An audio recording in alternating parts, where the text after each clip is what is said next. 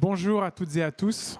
Merci de nous rejoindre cet après-midi pour parler d'une filière en construction sur un matériau important pour la filière des emballages. C'est la céramique. Moi, je suis Jean-Pierre Acoutz, je suis directeur de marché chez Leco et je vais animer cette présentation avec Gwendal. Donc bonjour à tous, Gwendal Michel, en charge de la recherche et développement chez Ecomaison. Donc je présenterai à mon tour l'éco-organisme et donc l'expérimentation en tant que telle. Donc nous sommes ravis de faire cette présentation à deux voix de deux éco-organismes qui travaillent ensemble sur des filières différentes, mais qu'il est important de pouvoir rapprocher pour partir, non pas de la définition administrative d'une filière, mais pour partir de la matière. Donc, ce qu'on vous propose cet après-midi, c'est de... Alors, voilà, on a testé, ça marchait. Ah, la technique. Ça marche plus.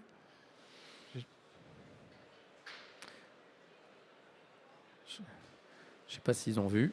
Si. Voilà. C'est bon. Voilà. Donc, ce qu'on vous propose cet après-midi, c'est ces trois points-là. C'est effectivement de déterminer aussi, de partir de ce qu'est un éco-organisme, en particulier sur les emballages et papiers, que je représente au titre de l'éco, mais aussi de façon plus générale, ce que représente aussi Ecomaison, et voir effectivement comment aujourd'hui fonctionne cette filière des emballages ménagers et dans quelle mesure l'invention d'une nouvelle solution pour la céramique est nécessaire par rapport au cadre actuel.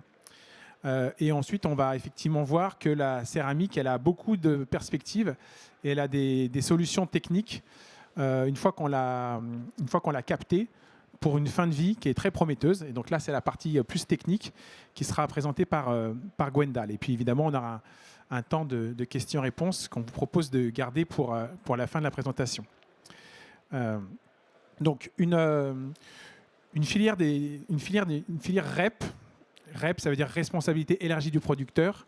La première qui est née en France, c'est celle des emballages, qui est née en 1992 et qui, du coup, impose à toute entreprise qui vend un produit emballé en France d'avoir la gestion de la fin de vie de ces emballages.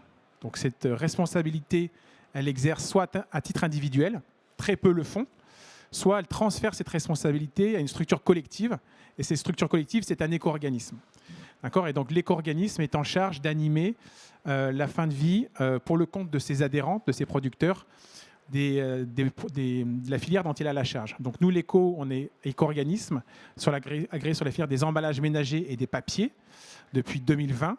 Et donc à ce titre, on opère en tant que financeur de tout l'écosystème de l'économie circulaire des emballages ménagers.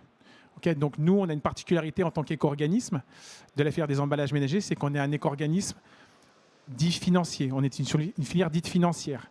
Ce n'est pas l'éco, ni notre confrère historique Citeo, qui gère tous les jours les emballages que vous consommez et que vous jetez dans votre poubelle jaune.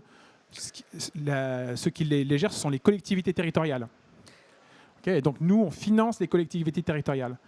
D'autres filières REP sont apparues au fil des années. Voilà. Donc les emballages, c'était la première en 1992. Aujourd'hui, il y a une vingtaine de filières sur plein de produits différents, dont ceux d'Ecomaison.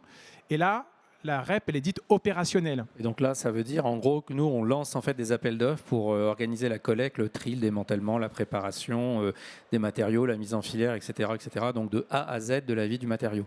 Donc c'est un statut un peu différent. Et donc, qu'est-ce que c'est qu'un éco-organisme ? Ce n'est pas un organisme d'État, ce n'est pas public, ce n'est pas parapublic. Un éco-organisme, c'est une société privée, mais qui opère, qui a plusieurs particularités. La première particularité d'un éco-organisme, c'est qu'elle opère sous agrément d'État. On ne peut pas exercer si on n'est pas agréé par l'État sur la filière qui nous concerne. Donc nous, l'éco, sur la filière des emballages et des papiers, on est agréé jusqu'en 2029. On a renouvelé notre agrément en 2024. Alors nous, on a 4 agréments complètement différents, j'en parlerai tout à l'heure. Et c'est des agréments de 5 ans qu'on a renouvelés au fil de l'eau. Et donc typiquement, nos derniers agréments sont sur les filières jeux, jouets, bricolage, jardinage et matériaux de la construction qu'on a obtenus en 2022. Donc ils sont valables 5 ans. Voilà, donc on est agréé par l'État pour répondre à un cahier des charges, qui peut être amené à être révisé régulièrement par le ministère dont on dépend. La deuxième particularité d'un éco-organisme, c'est qu'il est sans but lucratif. Donc on ne fait pas de profit, on reverse une grosse partie de ce qu'on collecte en tout cas nous, aux opérateurs qui ont la charge de la filière. Okay, donc ça, c'est très important. 95% de ce qui est collecté est reversé sur différentes filières. Et donc, notre mission, c'est de répondre en tout point aux objectifs du cahier des charges. Et l'objectif du cahier des charges sur les filières des emballages, c'est de contribuer à la prévention, à la collecte, au tri et au recyclage de tous ces emballages ménagers et papier qui sont mis en marché en France. Okay, et donc, le rôle de l'éco-organisme, c'est d'être ce facilitateur, et donc c'est de faire travailler ensemble tous les acteurs de la chaîne de valeur de l'économie circulaire. Et on se rend compte que finalement, ces acteurs, ils ne se connaissent pas très bien, c'est assez siloté. Les fabricants d'emballage, leurs clients, c'est les producteurs, donc c'est les industriels, mais ils ne se connaissent pas très bien non plus. Est-ce qu'ils connaissent vraiment comment fonctionne le consommateur? Ensuite, sur l'aval, est-ce que les collectivités aujourd'hui qui sont dépositaires de l'opérationnalité de la gestion de fin de vie des emballages, les collectivités ne connaissent pas très bien les fabricants d'emballages, ne connaissent pas très bien non plus ni les marques. Et les recycleurs, c'est aussi un autre monde. Donc nous, on contribue à faire en sorte que tout le monde se connaisse mieux, décloisonner un peu tout ça, connaître les opportunités, les obstacles, les freins à la performance, parce que de façon sous-jacente sur les emballages, en France, on est sur un déficit de performance. On n'arrive pas à collecter et à recycler aussi bien les emballages qu'on le devrait par rapport à des objectifs français et par rapport à des objectifs européens. Et c'est criant, notamment sur le plastique. Vous avez peut-être entendu, ça nous coûte cher tous les ans. La France paye 1,5 milliard d'euros de pénalité à l'Europe pour non-atteinte des objectifs de recyclage du plastique. Donc il est urgent d'augmenter la performance, de trouver et d'inventer des nouvelles façons de collaborer ensemble. L'économie, elle est circulaire. Ça veut dire que c'est le travail de chacun des membres des maillons de la chaîne. D'accord ? Et que tout seul, un éco-organisme ne peut rien faire. Il a besoin de tous les acteurs pour travailler ensemble. Et il a même besoin d'autres éco-organismes pour travailler mieux la filière. Et donc je rajoute effectivement ce que dit Jean-Pierre.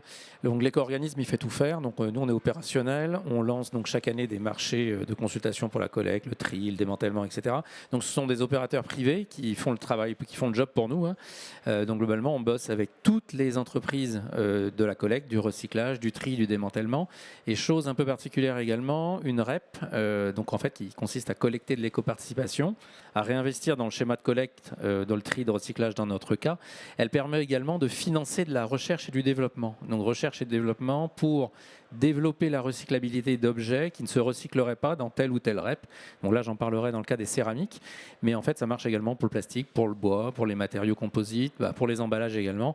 Donc on a des objectifs, des fois, soit chiffrés dans une REP de consacrer X% de notre chiffre d'affaires à des actions de R&D, soit on a des obligations de faire de la R&D. Donc c'est une traduction, on doit investir de toute façon sur tout niveau de maturité techno dans les projets. Tout type de techno, nous on travaille absolument tout, de la techno, de la mécanique, de la chimique, de la biotech et compagnie.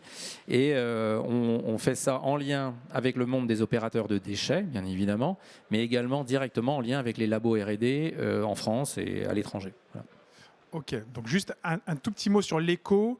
Donc nous, l'éco, on a été agréé en 2020 en France par l'État français et on est arrivé dans une situation où la filière des emballages ménagers était détenue par un seul éco-organisme avec le monopole qui s'appelait Citeo. Donc nous, en fait, d'où on vient l'éco, on est la filiale française d'un grand groupe allemand qui opère plusieurs éco-organismes dans plusieurs pays en Europe. Voilà, donc nous, on travaille sur l'éco, on relève de la loi française. Le principe de la REP des emballages a été inscrit au sein de la PPWR comme étant une obligation pour tous les pays membres, les 27 pays membres, à partir de 2026 au plus tard. Mais l'architecture de chaque REP est locale.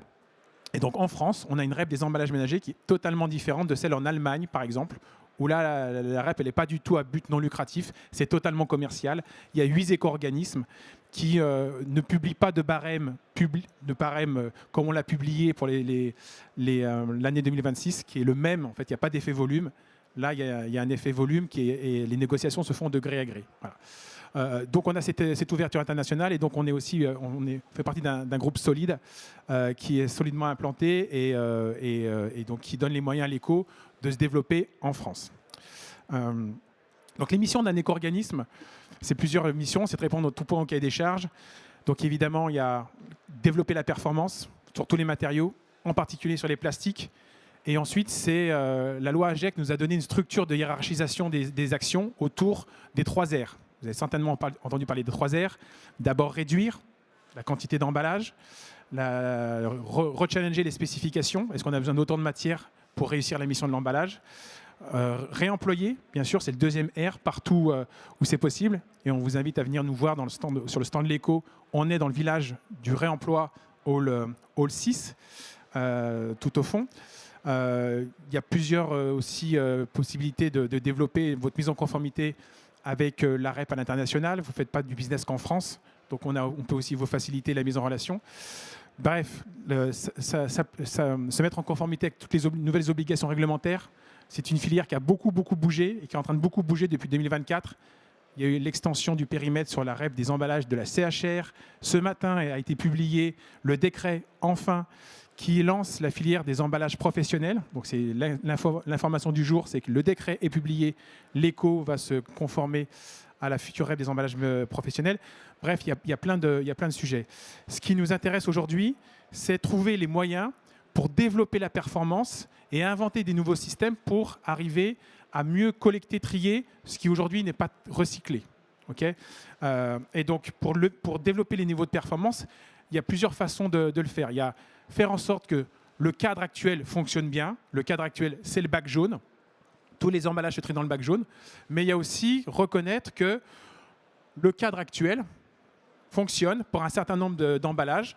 Nous, on s'emploie à ce que la majorité rentre dans ce cadre-là, mais aussi reconnaître que l'exhaustivité des emballages ne peut pas fonctionner dans le cadre actuel et qu'à ce moment-là, il est nécessaire d'inventer des nouveaux schémas.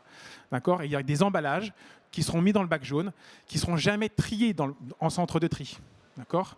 Parce que en fait, ce n'est pas les standards et ils n'ont pas la capacité d'être reconnus. Comme ils ne sont pas reconnus, ils ne sont pas orientés vers une filière de recyclage. Et donc, ils sont perdus. Et donc, ils seront détruits par incinération, par enfouissement. Et donc, la solution, c'est de se dire si le bac jaune, pour un certain profil d'emballage de niche ou pas, n'est pas adapté, quelle autre solution on propose pour arriver à leur donner une fin de vie qui soit plus vertueuse?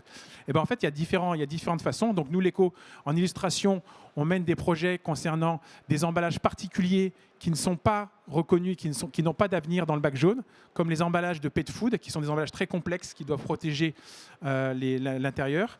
Le liège, c'est un élément d'emballage. Aujourd'hui, vous mettez votre bouchon en liège dans votre bac jaune, et ben, il ne sera pas recyclé, il ne sera pas trié. Donc, pour autant, c'est une ressource qui est très intéressante. Donc, on mène, nous, l'éco, des initiatives un petit peu spécifiques sur chacune de ces filières. Et une autre illustration, on y arrive, c'est la céramique. La céramique, c'est un emballage qui est très apprécié par ceux qui l'utilisent, par les metteurs en marché. C'est un emballage qui a des fonctionnalités formidables, qui permet d'être surgelé. Donc qui résiste à des températures, une amplitude de température imbattable, qui passe de moins 20 degrés en surgélation et qui peut passer au four à 220 degrés. Il n'y a pas de risque de migration, il n'y a pas de risque de transfert, il n'y a pas de risque de casse. Donc toutes les tentatives qui ont eu lieu pour changer la céramique et le remplacer par du verre, sauf que le verre qui est possible, c'est un verre qui n'est pas recyclable, parce qu'il a un traitement qui ne le rend pas recyclable. Ce n'est pas la même qualité que les bouteilles en verre, par exemple. Et évidemment, le plastique, vous imaginez bien que passer à 220 degrés dans un four, ce n'est pas ce qu'il y a de plus souhaitable, à la fois pour la qualité de l'emballage lui-même et pour les risques de migration qui ont été avérés, notamment par une étude récente de l'ANSES. Pour toutes ces raisons, l'emballage en céramique a une vraie raison. Ce n'est pas un emballage majoritaire, mais il existe. Et donc, on se doit de trouver des solutions qui permettent de lui donner un devenir dans l'économie circulaire et d'être vraiment un élément en tant que tel de la REP des emballages ménagers.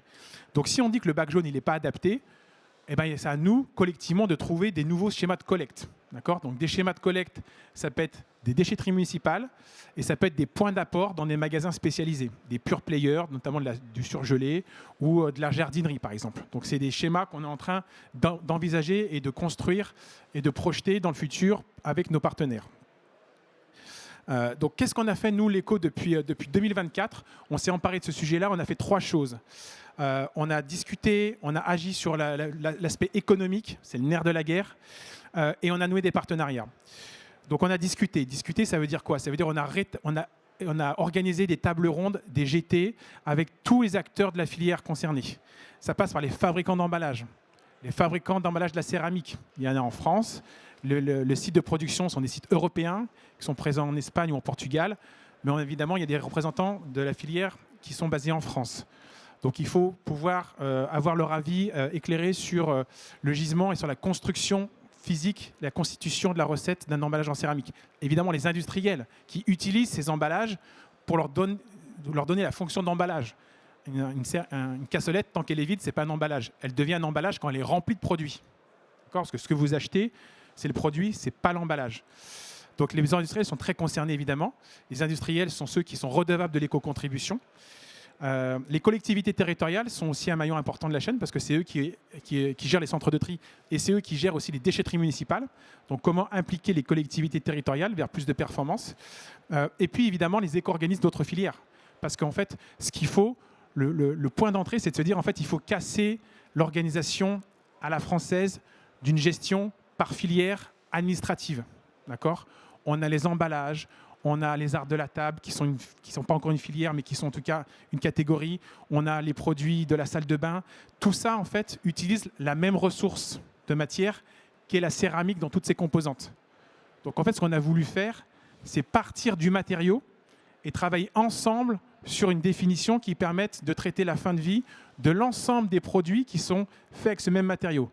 Que ce soit de la vaisselle, que ce soit des sanitaires et bien sûr des emballages. Okay, mais ça nécessite de sortir de son précaré et d'imaginer une autre façon de collaborer avec d'autres acteurs. Là, il va falloir que je prenne la main parce qu'on ne va pas avoir beaucoup de temps. C'est le dernier slide. Un des nerfs de la guerre d'un éco-organisme, c'est d'appeler des éco-contributions. Les éco-contributions, en fait, c'est ce que vous payez au titre de la gestion de votre fin de vie. Nous, ce qu'on a fait, ça, c'est le petit chart qui vous montre l'évolution en centimes d'euros par kilo de l'éco-contribution de la céramique en tant que matière. Donc, il y avait quelque chose qui était exponentiel à la hausse. Nous, ce qu'on a fait chez l'Éco, c'est qu'on s'est emparé du sujet et depuis 2025, on a republié un deuxième barème qui a été confirmé à la baisse en 2026 pour ne pas être punitif. C'est une éco-contribution qui ne reflète pas le coût réel de la filière. D'accord ? Donc, c'était un signal qu'on veut envoyer à tous les acteurs de la filière en disant on vous donne la possibilité de continuer à utiliser des éco-contributions sans vous assommer économiquement et sans tuer la filière de façon économique.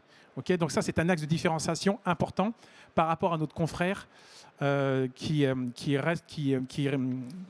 agit sur le reste de la filière des éco-contributions des emballages. Et dernier point, et c'est là où on fait la transition avec Gwendal, c'est qu'on a noué un partenariat. On a rejoint une initiative qui a été initiée par Ecomaison, un groupe de travail céramique que Gwendal va vous proposer. Et donc l'Éco a rejoint officiellement fin 2024 ce groupe de travail pour apporter toute notre vision, toute notre dynamisme et toute notre impulsion à faire aboutir justement une filière de recyclage réelle, performante pour la céramique. Il y a un petit switch qui se fait par la technique et Gwendal va pouvoir vous expliquer. La technique, mais on n'a plus le prompteur avec le temps. Je leur mets un peu la pression. Et on n'a pas la présentation. Ça arrive. Voilà. C'était pour leur mettre la pression. Donc Gwendal Michel en charge de la R&D Ecomaison. Alors moi donc Jean-Pierre a présenté l'Éco. Donc moi je suis Ecomaison. Donc Ecomaison, on existe depuis 12 ans. Notre ancien nom c'était Ecomobilier. Donc on a changé de nom il y a 2 ans parce qu'on a gagné des nouveaux agréments. Donc l'agrément historique c'est le mobilier. Donc on a tout le mobilier que vous avez chez vous. Le mobilier, ça va de la cuisine au matelas, au canapé, aux chaises de jardin, à tout ce que vous avez chez vous. On a également, nous, 3 autres agréments. C'est pour ça qu'il est important de parler de la notion d'agrément, en fait, quand on parle d'un éco-organisme. Nous, on a le jeu jouet des Français, donc tous les jeux et les jouets que vous avez chez vous. Depuis 2022, on a tous les articles de bricolage et de jardinage. Et c'est là-dedans que moi, j'ai de la céramique, j'ai des pots de fleurs, globalement. Et j'ai également tous les matériaux de la construction de catégorie 2, donc c'est la catégorie des non inertes. Donc globalement, j'ai toute votre maison, sauf les murs et le toit. Donc tout le reste, je l'ai. Donc ça veut dire quand vous arrivez en déchetterie, vous déposez ça dans des bennes qui peuvent être des bennes éco-maison. Donc je vous montrerai le schéma de collecte. Donc l'idée, c'est que nous, on a des céramiques dans la REP bricolage, jardinage. Donc on est éco-maison. Jean-Pierre a cité donc l'Eco et Citeo, qui sont les deux éco-organismes qui travaillent et gèrent la REP emballage en France. Donc en gros, votre poubelle jaune, donc l'emballage alimentaire. Ils ont de la céramique dans tout ce qui est plat préparé et donc les crèmes brûlées, les pâtés en croûte, etc., etc.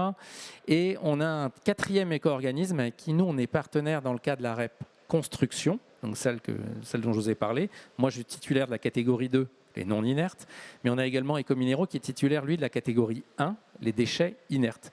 Donc en fait, dans une REP, on est obligé de présenter sur la totalité des catégories d'une REP. Donc ça veut dire qu'on s'est allié en fait à Ecominero pour avoir la catégorie 1 et la catégorie 2. Donc les deux éco-organismes portent les deux offres dans le cadre de la REP construction.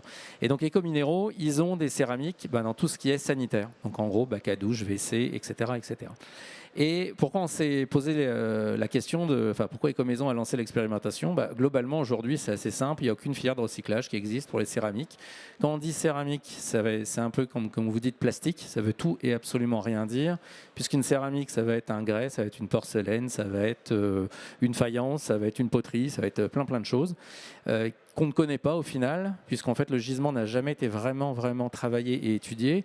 La seule chose qui peut exister aujourd'hui, si on peut considérer ça comme du recyclage, c'est en gros, quand ça arrive en déchetterie, ça peut rejoindre la benne inerte, donc ça peut éventuellement faire de la sous-couche routière. Ça peut. Il faut savoir également que les céramiques, sur les bennes de gravats en déchetterie, il y a de la valorisation qui est faite pour faire béton, tout béton. Les céramiques peuvent gêner les bétonniers. Donc ça peut être quelque chose d'embêtant pour eux. Donc globalement, même les bétonniers n'en veulent pas. Donc globalement, aujourd'hui, il est important de se poser une question, puisqu'une céramique, c'est une matière ultra technique. Ça revient au plastique, c'est la même chose que le plastique. Moi, je travaille beaucoup dans le plastique également. Alors, je suis pas plasturgiste et pas céramiste du tout. Je suis juste microbiologiste à la base. Mais j'ai juste 20 ans de passif dans le recyclage, donc je connais 2-3 process. Et globalement, la céramique, et ça est très similaire au plastique parce que c'est un matériau technique qui a une fonction adaptée et donc il y a une température de cuisson qui correspond à une utilisation, etc., etc. On a également des fédérations qui sont très intéressées, donc vous les avez à l'écran, les différentes fédérations qui produisent de la céramique, donc des fédérations qui représentent des metteurs sur le marché de céramique. On a également des metteurs sur le marché en propre. Vous avez par exemple Montgolfier, Révol ou Tipiac qui sont des metteurs sur le marché donc dans l'alimentaire ou dans les arts de la table. Il est important également de parler des arts de la table, puisque c'est une filière aujourd'hui qui est sans REP. Nous, c'est une filière pour laquelle on travaille beaucoup avec le ministère, justement pour qu'elle puisse rejoindre notre filière mobilier historique, puisque globalement, moi j'ai la cuisine dans ma filière mobilier, dans la REP mobilier, mais je n'ai pas ce qui est dans la cuisine. C'est un peu dommage, quand vous ouvrez le tiroir, tous les matériaux qui sont là, ils n'ont pas de voie de recyclage. Le tiroir, lui, va être recyclé, mais ce qui est dedans ne l'est pas. Donc globalement, on milite pour que cette filière rejoigne notre filière historique mobilier. Et moi, j'ai 2 metteurs sur le marché adhérents qui sont chez moi pour la REP mobilier, Ikea. Je ne vous fais pas l'argumentaire ni la présentation d'Ikea, je pense que vous les connaissez. Et également Cuisine Schmitt. Alors le logo, il est caché par la table. Donc Cuisine Schmitt, qui est un grand cuisiniste français, qui a une grosse démarche d'innovation et d'R&D.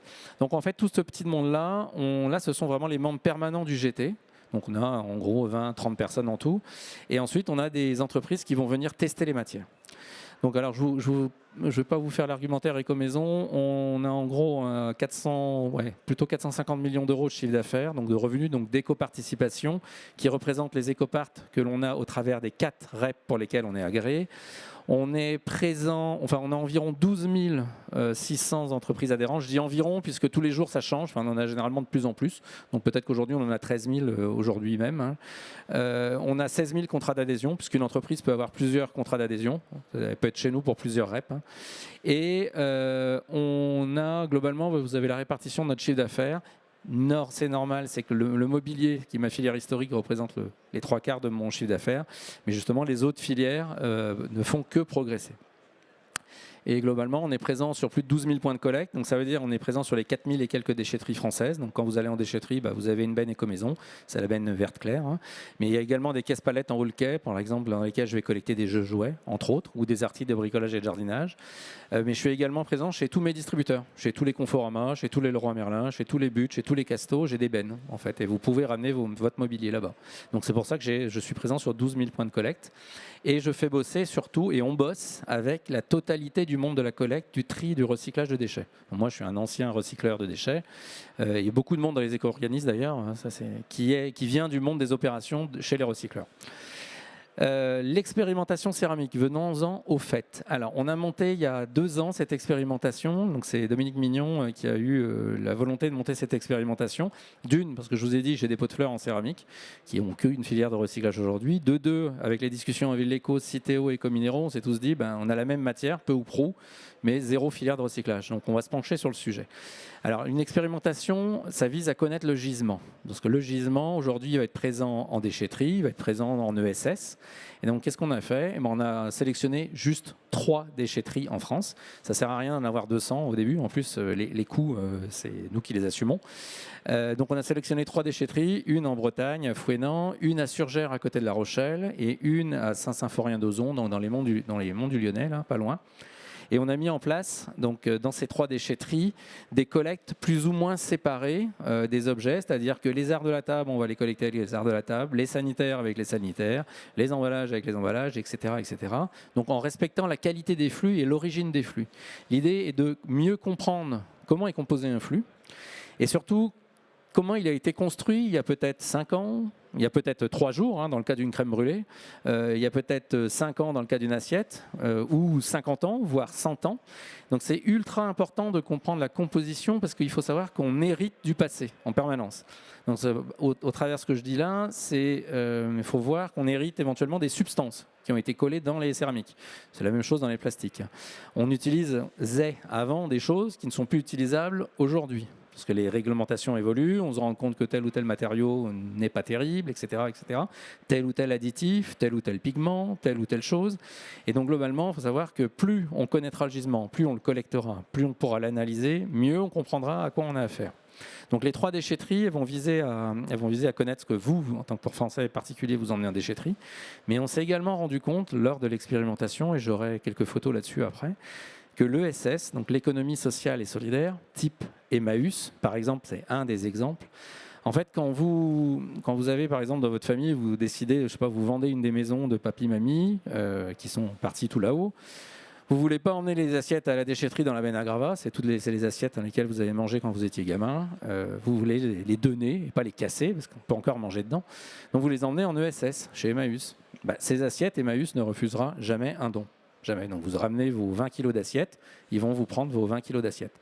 Par contre, vos 20 kg d'assiettes, généralement, les vieilles assiettes avec un chasseur ou une belle fleur en fond d'assiette, il n'y a pas grand consommateur ou nouveaux acheteurs pour ce genre de produit. Donc globalement, l'ESS se retrouve, permettez-moi l'expression, embourbé, avec des montagnes et des montagnes d'art de la table, tout simplement parce qu'il n'y a pas un client en face de chaque assiette avec un chasseur en fond d'assiette. Voilà, c'est la vie, c'est les effets de mode. Peut-être que ça reviendra à la mode, mais en l'occurrence, aujourd'hui, ce n'est pas la mode. Donc en fait, l'ESS, on s'est rendu compte de la chose, c'est un très gros pourvoyeur de déchets de céramique. Et aujourd'hui, ces ESS se font refuser l'accès aux déchetteries. C'est-à-dire qu'en fait, vous, en tant que particulier, vous amenez une assiette en déchetterie. Et Emmaüs, quand il ne peut pas vendre cette assiette-là, en théorie, il pourrait retourner en déchetterie pour la redonner. Et maintenant, ils se font refuser l'accès aux déchetteries. Donc en gros, ils ne font qu'accumuler du déchet chez eux. Alors ces matériaux, ils sont techniques, ils sont beaux, ils peuvent présenter des qualités et on s'est rendu compte donc que l'ESS, elle avait une très grande part en fait dans la collecte, spécifiquement en plus des arts de la table. Donc c'est les articles que nous on vise en tant qu'écomaison. Donc ça c'est pour mieux comprendre le gisement, on va le collecter déjà. Donc là c'est les 2 structures, on a 2 Emmaüs avec lesquels on bosse en France, 2 très gros, il y en a 500 des Emmaüs, donc 2 très très gros Emmaüs, un à Saint-Omer dans le nord et un à Saint-Nazaire à côté de Nantes. Et donc, au travers de ces 5 sites de collecte, depuis 2 ans, on accumule de la data. Bon, pas que de la data, parce que peser de la matière, c'est bien mignon, mais ça ne donne pas la qualité de la matière. Donc, on a récupéré les matières, on va les trier par typologie de gisement, des fois par couleur, pour essayer de mieux comprendre l'influence des pigments dans la composition, on va dire, par exemple, de l'assiette ou du bac à douche. Et ensuite, on va les retourner, on va les transformer en poudre. Donc, je vais passer par la filière de préparation des poudres, puisqu'on s'est dit, enfin, surtout je me suis dit, que le meilleur moyen d'essayer de travailler une matière, c'est pas forcément de faire de la sous-couche routière, du coup, c'est d'éviter justement que ça aille en sous-couche routière. Donc l'idée, c'est plutôt de retourner à la poudre pour que cette poudre elle puisse être intéressante pour d'autres utilisateurs qui sont des fois dans des mondes totalement différents et même inconnus du monde de la céramique, type le plastique. Je travaille beaucoup avec la plasturgie.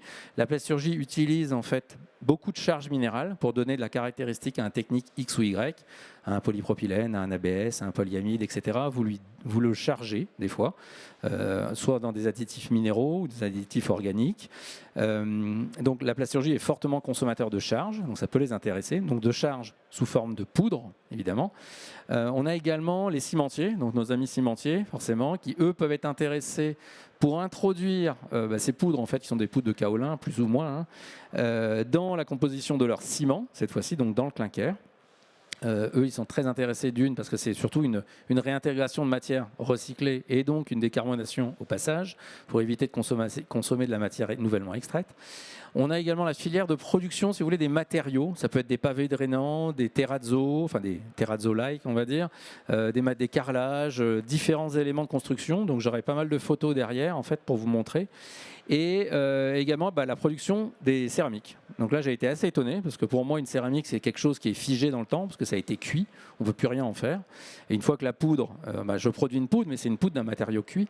Et au final, il s'avère que, j'avais tort, parce que je vous ai dit, je ne suis pas céramiste, mais j'ai appris que les producteurs de céramique étaient capables de retravailler leur chute de production, en les rebroyant, les repassant à la poudre, sous réserve évidemment que ce soit leur matériau, qu'il soit d'une blancheur immaculée, etc. etc.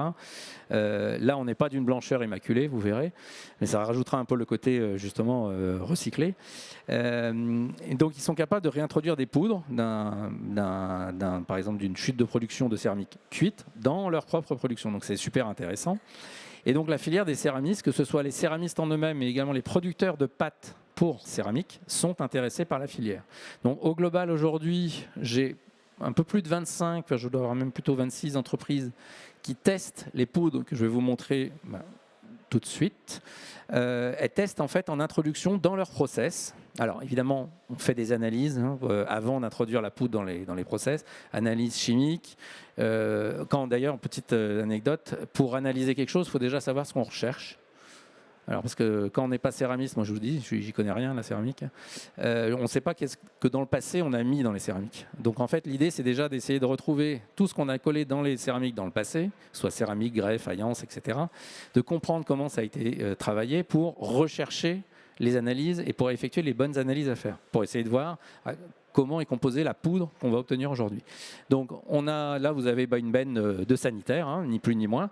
Les sanitaires, bac à douche, WC, tout ce que vous avez en sanitaire à la maison, ils sont concassés. On enlève tout ce qui est ferreux, non ferreux, plastique, bois, silicone, tuyaux PVC et compagnie qui peuvent être adossés au bac à douche. Donc vous avez un concassé de céramique au milieu. Et ensuite, on produit une poudre. Donc c'est juste un microniseur, on n'invente pas l'eau chaude. Ce sont des machines qui existent. C'est ça qui est assez intéressant, c'est que les moyens de production de la poudre céramique, ce sont des moyens qui sont déjà industrialisés en France, pas du tout sur les céramiques, elles peuvent les travailler à la marge sur les céramiques chutes de production, mais sur d'autres matériaux, sur des matériaux qui sont extraits en France. Vous savez que la France est un vrai gruyère, donc quand vous produisez un minerai, généralement vous le mettez en poudre. Donc on a un peu partout des sites qui vont produire de la poudre. Donc on utilise des installations qui ont pignon sur rue et qui fonctionnent. Et ça fonctionne. Donc on obtient des poudres. Donc là vous avez une poudre qui est plus ou moins 200 microns. Je dis également plus ou moins parce qu'on n'a pas été trop restrictif sur la granulo de la poudre, parce qu'au final, comme on ne savait pas forcément ce que voulaient les end-users potentiels, donc les 25 entreprises, on a dit qu'on se réservait assez de latitude pour aller d'une poudre de 100, 150 microns jusqu'à 500 microns, voire même jusqu'au sable. Je n'ai pas présenté le cas, mais j'ai des gens qui veulent juste d'un sable ou un concassé. Donc c'est un peu particulier, donc c'est des autres process que j'utilise. Mais globalement, on peut ajuster la granulo de la poudre. Alors plus on est fin, forcément, plus ça coûte cher. Parce que pour le temps de produire une poudre plus fine, ça coûte un peu plus cher. Et pour les arts de la table, donc là c'est une caisse palette que j'ai récupérée, enfin une sur un chargement de 15 tonnes qu'on avait sur Saint-Omer. Donc c'est vraiment des assiettes, vos assiettes que vous avez ramenées chez Emmaüs, qu'on a mis en caisse palette et qu'on a transformé également en poudre, par exactement le même moyen technique que précédemment. Et donc ces poudres, on les a ventilées, soit sous forme de petits colis, donc ça va être des petits échantillons au début de quelques dizaines de kilos, voire plusieurs dizaines de tonnes également, qu'on a fait passer dans certaines boîtes. Et je vais vous montrer juste quelques photos. Alors c'est une liste non exhaustive, c'est que les photos que je peux montrer en plus. Donc il n'y en a pas 25.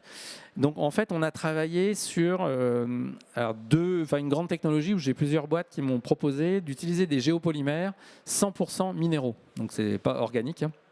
100% minéraux, donc c'est la photo des petites barrettes et la photo des blocs qui sont ici.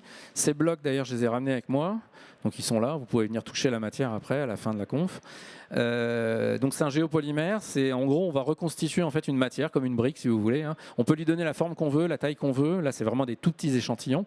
Les caractéristiques techniques sont assez intéressantes, donc ça peut se substituer à des matériaux de construction, donc ça peut être une filière à travailler. On a un autre matériau, celui d'en haut, peut-être que vous connaissez déjà l'entreprise, qui s'appelle Le Pavé, donc une boîte à l'origine parisienne à qui on travaille déjà depuis pas mal de temps, qui nous a fait en fait un matériau sur base plastique chargé en céramique. Alors ce matériau, il rencontre un gros succès auprès de Ikea, de Schmitt et d'un grand architecte également. Je l'ai là également, on pourrait passer le voir. Il présente de très bonnes caractéristiques pour la résistance à la rayure, parce que la céramique et la porcelaine sont des matériaux super durs. Et donc quand on met ça globalement dans le plastique il est super dur à rayer, donc ça peut être super intéressant pour des plans de travail. Et on a également des très bonnes caractéristiques au feu. Donc normal, en fait, on est chargé en minéral, donc ça ne brûle pas beaucoup. Donc potentiellement, c'est une voie à explorer, hein, la voie de la plasturgie, je vous disais. Il y a également la granule, hein, j'ai également la granule, si vous voulez venir voir. Donc cette granule-là, en fait, elle va être injectée, c'est un mélange de céramique et de plastique qui est injecté par des moyens de plasturgie conventionnelle. Enfin, c'est juste de la thermocompression, on fait fondre une résine et on en fait des plaques. Ensuite, j'ai des matériaux, liste non exhaustive, pareil, des matériaux qui ressemblent à des terrazzo, donc l'ancienne mode des terrazzo qui revient vachement à la mode d'ailleurs. Donc une entreprise dans le nord de la France, là le matériau que vous avez en haut à gauche, où là en fait la céramique, ce sont les morceaux, les gros morceaux blancs que vous voyez, c'est la céramique art de la table. Donc ça va potentiellement intéresser par exemple des gens qui font des plans de cuisine. Parce qu'il y a une vraie histoire à raconter. Hein. Quand vous avez une assiette qui compose le futur plan de travail de votre cuisine, ça peut être très intéressant en démarche de com, de marketing, d'intégration de recyclé. Là, sur le matériau ici, que j'ai d'ailleurs ici, c'est le verre, en fait, c'est du verre de collecte sélective. Et la céramique, c'est la poudre blanche qui emprisonne le verre. Donc c'est un matériau qui est assez design, pareil, pas mal de succès avec ça. Donc ce sont là des entreprises qui sont des start-up, voire un peu plus que la start-up, qui commencent à commercialiser leur première production. On a également une boîte bretonne, la Guylaine, parce que je suis breton, donc forcément on aide les collègues, qui commercialisent déjà une gamme de matériaux sur base de sédiments marins et qui cette fois-ci a pris la céramique pour les morceaux blancs, le broyer, c'est la céramique en elle-même, et ensuite l'a intégré donc, dans des formules sémentaires. Et là, dans ce matériau-là, la céramique, la poudre, remplace cette fois-ci le sable qui est utilisé dans le ciment. Donc, c'est-à-dire que soit on remplace l'agrégat, soit on remplace un élément constituant du ciment. Donc ça, c'est également, les matériaux sont là. Et j'ai enfin deux autres matériaux. Alors celui de droite, vous comprendrez que je ne l'ai pas pris avec moi. Donc c'est matériaux type les Lego qu'on trouve sur les sites de déchets, hein, pour faire des alvéoles. Donc ce sont des blocs qui font 2 tonnes, hein, globalement, et qui sont là en fait, qui sont un mélange de béton et là de sable de céramique. Donc qui présentent des caractéristiques assez intéressantes justement par rapport à la résistance et à la rayure. Parce que globalement, quand vous avez des engins de chantier qui shootent dans le bloc, ça les abîme au bout d'un moment. Là, en fait, on a des caractéristiques qui ne sont pas inintéressantes. Et les matériaux de gauche, c'est une matériau qu'une designeuse nous a fait également, qui intègre dans la matrice cimentaire, donc le matériau qui est à droite, ou dans le matériau qui est à gauche, qui est sous fond noir, là, qui intègre là, cette fois-ci, des morceaux de céramique. Donc en fait, on travaille sur plusieurs filières. Donc je n'ai pas les 25 entreprises à vous présenter, parce qu'il y a certains matériaux que je ne peux pas montrer. Mais globalement, c'est assez intéressant parce qu'on a beaucoup de demandes pour travailler sur le sujet, que ce soit des demandes de metteurs sur le marché qui mettent sur le marché donc des céramiques pour les recycler, de demandes de boîtes que la matière intéresse pour ses caractéristiques techniques, parce que je vous ai dit la céramique c'est costaud. Et on a également après des grands groupes, je ne dirais pas le nom, mais de la déconstruction, de la démolition, qui font de la rénovation en gros de de grands tunnels dans lesquels il y a des trains qui passent. Voilà, je ne donnerai pas d'autres indices. Qui peuvent être très intéressés également par les céramiques qui peuvent être blanches par exemple et qui sont au plafond. Voilà, donc si vous êtes bon en énigme, vous avez trouvé la boîte. Donc c'est des choses qui peuvent être très intéressantes parce qu'on en a partout de la céramique au final. Et c'est un gisement qui a toujours été ignoré parce qu'on pensait qu'on faisait de la bonne sous-couche routière en mettant dedans. C'est pas forcément le cas. Et donc voilà, là vous avez mes coordonnées éventuellement si vous avez besoin, je ne sais plus. Et il nous reste 3 minutes de questions si vous avez des questions pour Jean-Pierre ou pour moi.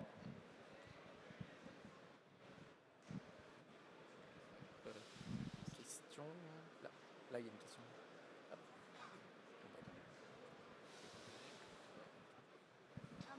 Bonjour. Est-ce que vous avez estimé le gisement en tonnage? Et puis, deuxième question. Y a-t-il une volonté d'avoir un circuit fermé pour avoir un food contact sur la partie alimentaire? Parce que ce que vous avez montré comme exemple, ça ne les concerne pas. Est-ce qu'on pourrait orienter le flux pour qu'on ait que de l'alimentaire? Alors, le gisement, on est en cours d'évaluation. Donc, en gros, grâce à l'initiative qu'on a en déchetterie, donc on récapitule de plus en plus de chiffres. On est en train de l'interpréter et de faire les premières évaluations. Je ne donnerai pas le chiffre, hein, j'essaye de noyer le poisson, on va dire. Mais globalement, on aura le gisement d'ici la fin de l'année. On aura des estimations un peu fines du gisement d'ici la fin de l'année. Mais on est en plusieurs dizaines de milliers de tonnes par an, sans problème. Pour le côté food contact, alors là, ce n'est pas si évident que ça. Parce que ça voudrait dire, si food contact, ça veut dire qu'on sélectionne spécifiquement tous les emballages de type l'éco ou Citeo et qu'on les met dans un bac et qu'on les conserve tout au long de la filière. Et ça, globalement, c'est très compliqué parce que c'est pas impossible. Ça veut dire que vous allez avoir une caisse palette qui va se remplir pas souvent par rapport à une caisse de palette d'art de la table qui se remplira plus souvent par rapport à une benne de WC ou de sanitaire qui se remplira très souvent. Donc au final, c'est moyen et assez compliqué de laisser un contenant en déchetterie ou en ESS qui ne se remplit pas parce que le contenant, il va vous coûter de l'argent globalement. Donc c'est pour ça qu'on ne dit pas non aujourd'hui, c'est tout le temps une histoire de coûts et de bénéfices. Hein. On va étudier le système, mais je pense que globalement les céramiques emballages rejoindront plutôt les arts de la table, parce qu'on est vraiment très proches, et on n'aura pas vraiment une caisse palette pour les plats de crème brûlée, hein, globalement. Je ne pense pas.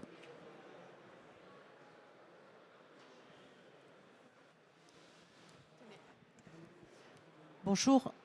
Est-ce que vous vous assurez avec les partenaires qui font de nouveaux produits, qui utilisent la matière recyclée, qu'elle sera à nouveau recyclable à terme dans la composition de leurs produits? Alors tout à fait. Alors bonne question. Alors tous les éco-organismes ont en fait comme leitmotiv ou comme vraiment mission déjà d'assurer le suivi de l'éco-conception des produits de leurs metteurs sur le marché et adhérents. Alors on ne pourra jamais empêcher quelqu'un de faire un produit totalement inrecyclable, totalement inconçu, mal conçu, parce que s'il veut le faire, il peut le faire.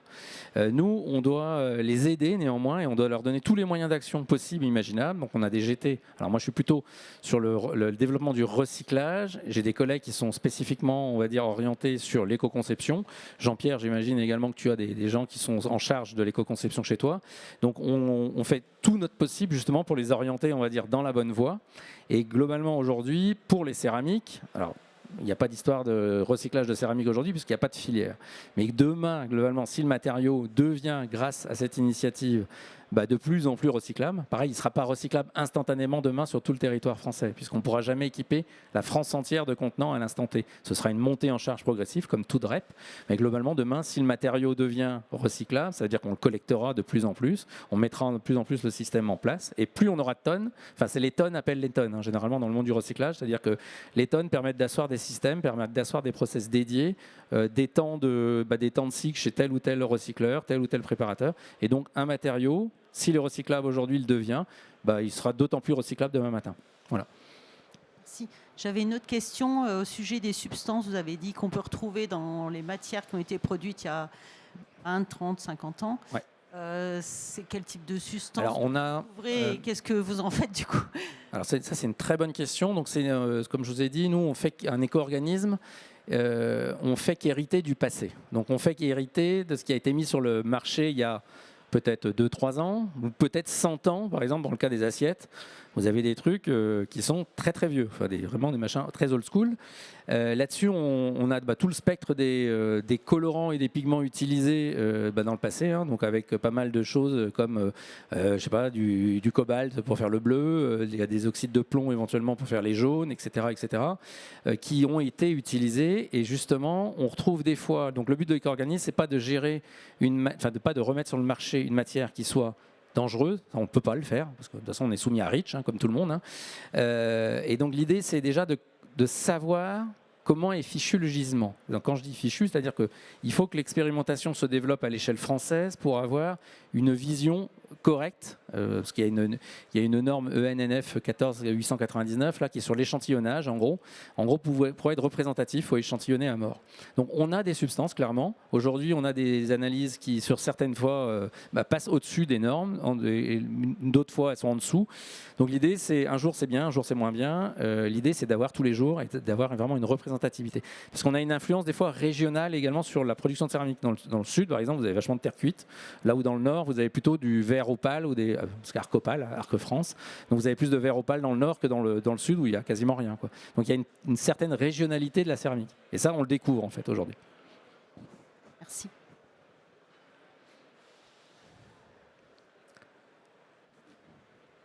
Pas de questions pour Jean-Pierre? On a été très clair. C'est des questions techniques sur la fin de vie, hein, c'est plutôt Ouais. toi. Non, mais ce qu'il faut juste retenir, c'est que des solutions de fin de vie de la céramique, vous avez vu qu'il y en a plein. C'est pas ça le sujet en fait de la filière de recyclage de la céramique, c'est que pour être recyclé, il faut être collecté. Vous avez bien compris que justement, l'enjeu, c'est d'arriver à capter les gisements partout où il est disponible. Donc on a identifié les déchetteries, le SS. Nous, sur la partie emballage, il faut donner des options alternatives au bac jaune, puisqu'on sait que le bac jaune ne représente pas une perspective viable et circulaire pour la céramique. Donc à nous d'inventer avec nos partenaires industriels, distributeurs, des nouveaux systèmes qui permettent de capter ce gisement. Et nous, on sait qu'une fois qu'il sera capté, il sera bien traité. Et il y a plein de perspectives pour lui donner une nouvelle vie dans différentes applications. Parfait. Eh ben, merci pour votre attention et à vos dispositions si vous voulez venir aller voir les matériaux ou des questions en particulier. Merci.